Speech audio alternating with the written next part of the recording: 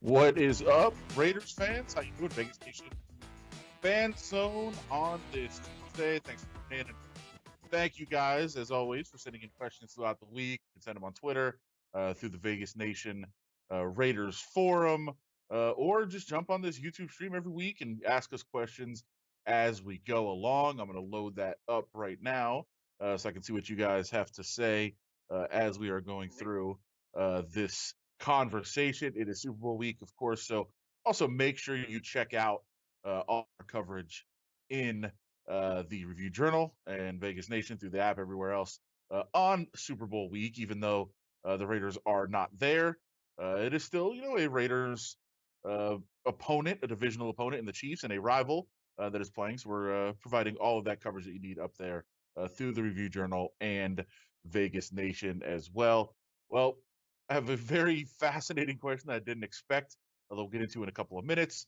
And we'll just kind of talk about some general Raiders topics here as we move along through the offseason. Not a whole lot of news going on, of course, because this is a time of year where, teams that are not playing, the two teams that are not in the Super Bowl don't have a whole lot going on. Can't really make any transactions, although we did see a big splash that was kind of reported this week. That deal is not official, and we'll get into that quarterback trade that went down. You can't really make any official moves until the league year is over in March.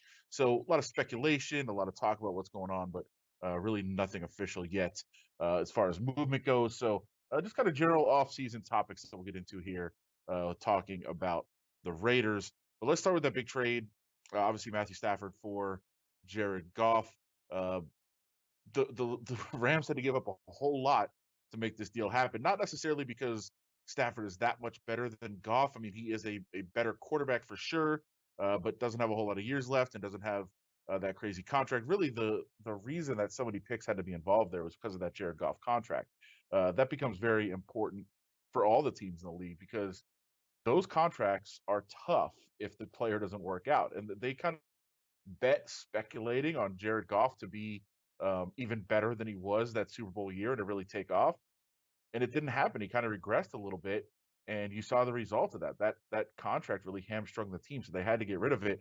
So what that does is really changes the quarterback market for a lot of teams. I mean, nobody's going to base the trade market of quarterbacks based on that because so much of it had to do with salary and everything else. But we see what it takes to get a high level quarterback, and that leads to Deshaun Watson because people have been speculating about that with not only the Raiders but every team.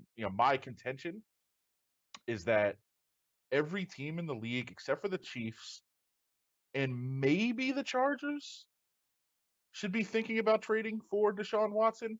And that does include the Raiders, although I don't think that they're going to be in that market. I'm not suggesting they are. I'm just saying I think every team should think about it because, and it relates back to the Jared Goff contract as well.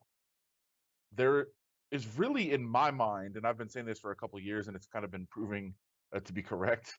The only way I think that you can win a Super Bowl now in the modern NFL is to either have a potential Hall of Fame quarterback or a quarterback on a rookie deal. It's really the only way. And if you look, like the Chiefs have both, so that makes a lot of sense. But the last 7 teams remaining in the playoffs, because the Rams were the first one to get eliminated from that final 8, the last 7 teams all fit that criteria. If you go look back on it. So that is the formula now to try to win a Super Bowl. And, Jared Goff, his contract was way too big and he's not a potential Hall of Famer. That kind of eliminated them. Now Stafford really doesn't fit that criteria either. So we'll see how that works out. But really that's the only way to do it. And, I don't know, as good as Derek Carr is, and he was an 8 to 12, guy this year. And that's more than good enough to win. If you have potential to go get that third best quarterback, because to me right now, Deshaun Watson is the third best quarterback in the NFL, you kind of have to go do it. And, I don't think the Raiders will. I don't think that they're really a contender to, and I don't think they have to, like some other teams do. But that's why he is so valuable right now and why he's so talked about. So just see this question pop in on the chat. What do you think about the talk? Raiders chasing OBJ, worth it? We have a lot of young wide receivers. Will he help? I love this question, and here's why. I don't think OBJ is the right one. I'll tell you who I do think is. The defense is going to be a work in progress. Everyone knows that. They have so many areas to fix, and I think Gus Bradley will help implementing that system. But his system really needs they need elite pass rushers up front and to play that system. So they have a lot of work to do to get into that level. So to me, best way, the closest you could be to making a big jump is to make a really good offense even better.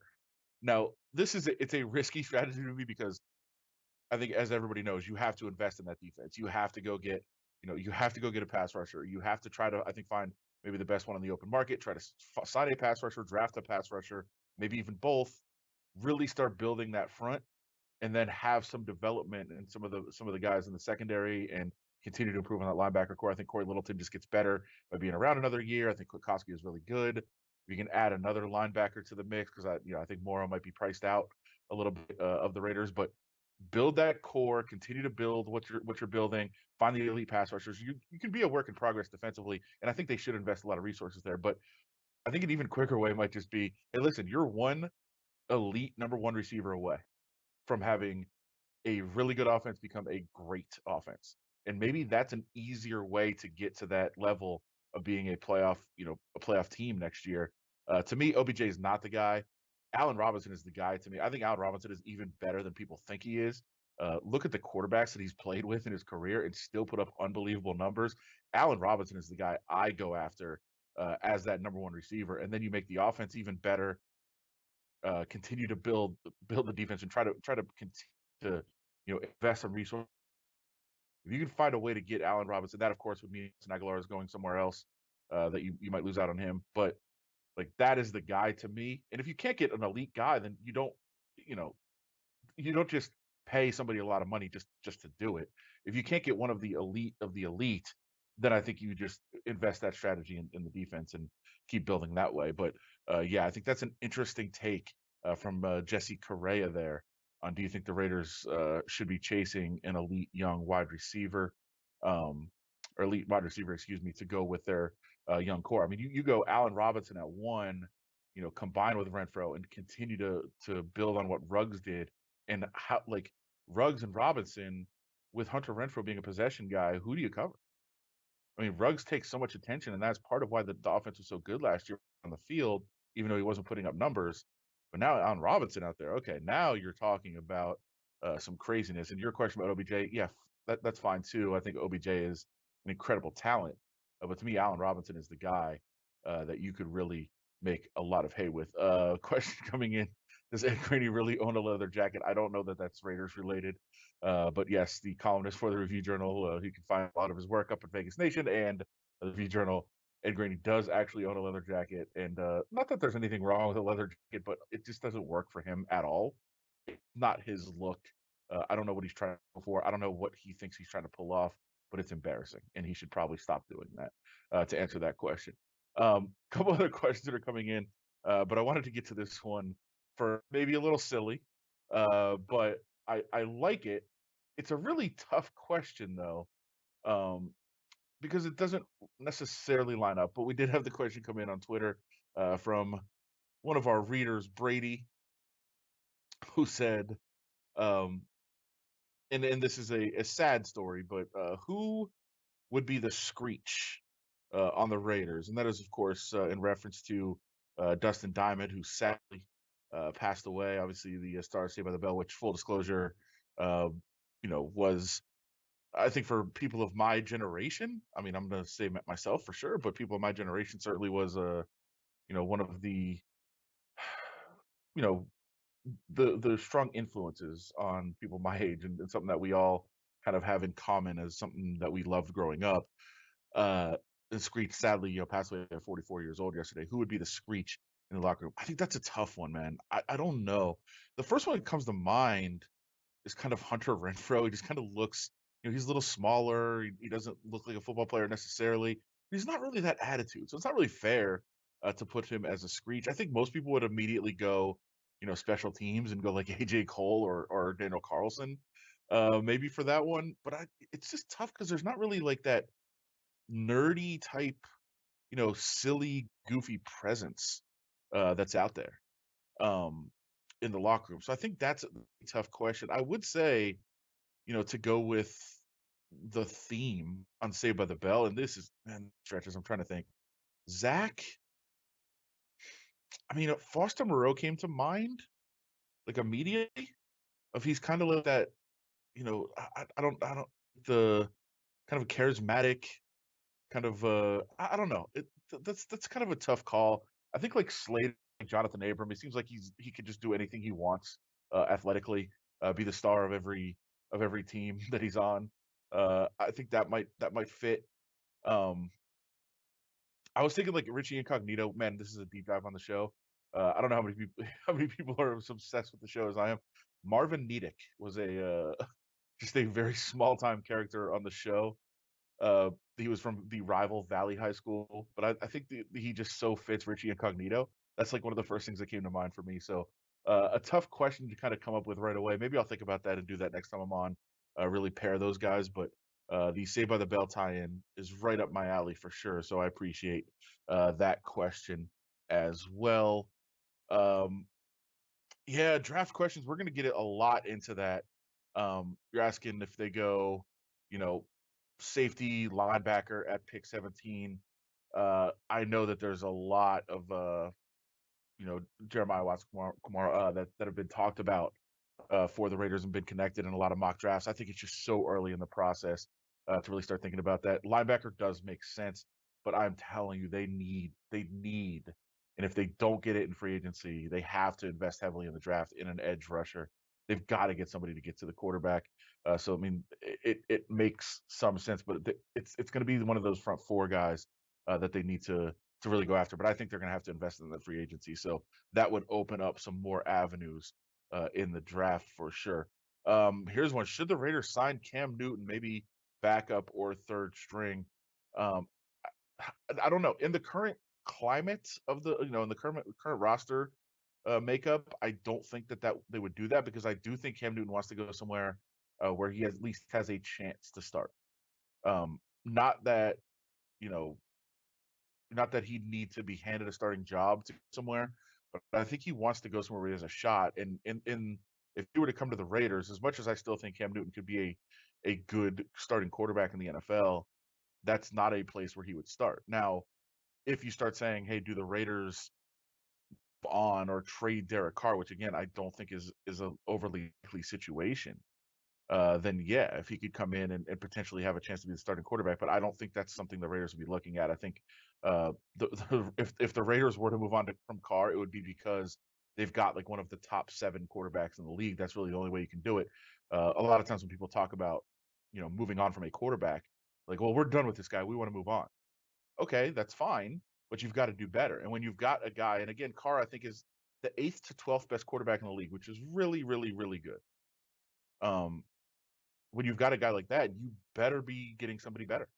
Like you better be, finding somebody that is above that if you're willing to move on because it's such an important position. If you take a step backward there, it really throws your franchise into a bad spot. So, uh, yeah, I think that Cam Newton wouldn't make a whole lot of sense here. But I like what you're thinking. Hey, just find good players and find ways to get them on the roster. That all makes a lot of sense. Um, but I don't think it's the right situation necessarily for Cam Newton the way things stand right now. Uh, okay, yeah. Draft Gregory Rousseau and put him at interior defensive line. Seems like he dominated guards. Yeah. I think that's from OG Fade. Thank you for that question. Not even sure he'll be available necessarily there. Uh, but yeah, I think those things are all possibilities. And listen, the reason I don't want to get too much into draft stuff right now is because it's so early. It is so early in the process. And the way the process is going to go this year, obviously with no combine in February, it's even going to be pushed back a little bit more where we start to really see some things develop. Um, this changes so quickly. And I'm very happy that people are getting excited about the draft right now. Because that is the kind of the big thing on the calendar, especially for the Raiders. Um, but I just say calm down. Start thinking about who start watching your film, and I love when people get excited about it and start coming up with names and saying I like this guy, I like what he does, I like his matchup, I love all that, and we're gonna start doing our mock drafts here for pretty soon here up at at Vegas Nation and the Review Journal. Um, but it's so early in the process. From doing it for the first time last year in terms of, actual prognostication and trying to, peg an entire draft and go through that whole thing. Like what you do in the draft as a Raiders organization has so much to do with what other teams do. Like you have to figure out who's going to be available, who's not going to be there. Everybody knew the Raiders kind of last year were going to be going after a wide receiver, but you didn't know who was going to be there, who's going to be available.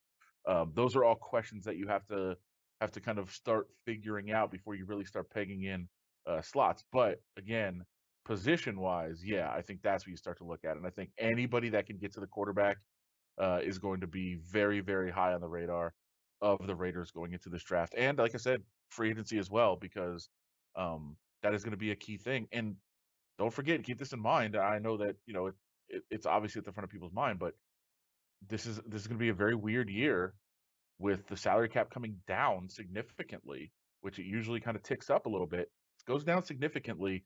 There's going to be a lot of those mid-level veterans that need to find work. I mean, the star players are going to get paid. That's how it always is, and they mostly have long-term deals. A lot of teams are going to have rookies in there to try to, you know, get guys that are very affordable on that roster. But then you're going to have all of these mid-level guys that can't find a job right away, that are just going to be sitting out there in the market and are going to have to take less than market value because of where the cap is. So you are going to have your choice of a lot of guys that are really, really capable players that just can't find a place to work because of the way the cap structure is. So keep that in mind, that there is going to be a lot of these guys you can go out and get without having to invest draft capital, without having to invest a whole lot of money with signing big name guys. That is going to be something very, very, very different here about this offseason. And I think people may be overlooking that part a little bit of how different this year is going to be from most years in terms of free agency and players that are available going forward. I thought I saw one more on there, but I think maybe get to that next week.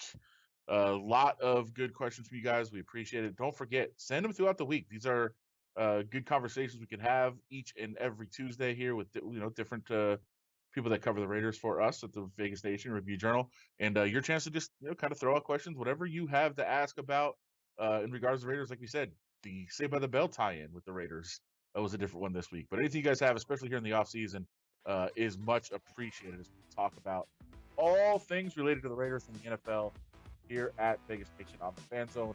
We appreciate you guys and love the interaction. Let's do it again next week. We'll talk to you guys then. Make sure, as we said, send the questions through Twitter, through that Vegas Nation Fan Zone forum, and anywhere else that you reach out to us here at Vegas Nation. Appreciate you guys as always. Adam Hill for the Review Journal. For everybody back in the studio, help make this happen. We appreciate it. We'll talk to you guys next Tuesday at noon live.